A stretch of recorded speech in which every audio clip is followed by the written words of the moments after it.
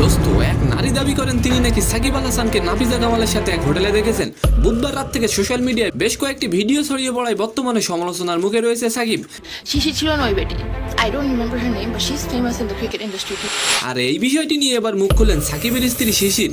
দোস্ত, অন্যদিকে সাবেক প্রধানমন্ত্রী শেখ হাসিনা দেশ ছেড়ে পালানোর পর থেকে ফেরদাউসকে কোথাও দেখা যায়নি। হঠাৎ 2 দিন চর্চিত হচ্ছে তিনি নাকি পালিয়ে কলকাতায় ঋতুপর্ণার বাড়িতে আশ্রয় নিয়েছেন। সালাম নমস্কার দোস্ত। কানাঘুষি শোনা যাচ্ছে এবার নাকি ভাঙতে চলেছে সাকিব আল হাসানের সংসার। মাঠে কিংবা মাঠের বাইরে বিতর্ক সমালোচনা যেন পিছুই ছাড়ে না সাকিবের। এরই মধ্যে বুধবার রাত থেকে সামাজিক যোগাযোগ মাধ্যমে সাকিব ও নাফিজা কামালের কিছু ভিডিও ছড়িয়ে পড়ে, যেখানে সাকিবের সাথে দেখা গেছে নাফিজা কামালকে। ভাইরাল হওয়া ভিডিওতে দেখা যায় একটি রেস্টুরেন্টে সময় কাটাচ্ছেন সাকিব ও নাফিজা। দোস্ত, এরপর থেকে সোশ্যাল মিডিয়ায় সাকিবের পরকীয়া নিয়ে চর্চা হতে থাকে। সাকিবের স্ত্রী শিশির তার ফেসবুক থেকে তাদের অনেক ভিডিও ছবি ডিলিট করেন, যার ফলে সকলেই ভাবছেন বিষয়টি সত্যি। আর এবার এই বিষয়টি নিয়ে মুখ খুললেন শিশির।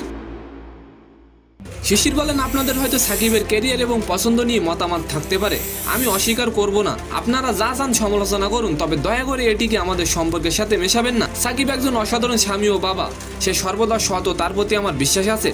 অন্যদিকে সাবেক প্রধানমন্ত্রী শেখ হাসিনা দেশ থেকে পালানোর পর ফেরদৌসকে কোথাও দেখা যাচ্ছে না। বাট হঠাৎ 2 দিন ধরে চর্চিত হচ্ছে যে তিনি নাকি পালিয়ে কলকাতায় ঋতুপর্ণার বাড়িতে আছেন। কিন্তু শনিবার ঋতুপর্ণা বলেন খবরটি সম্পূর্ণ ভুয়া।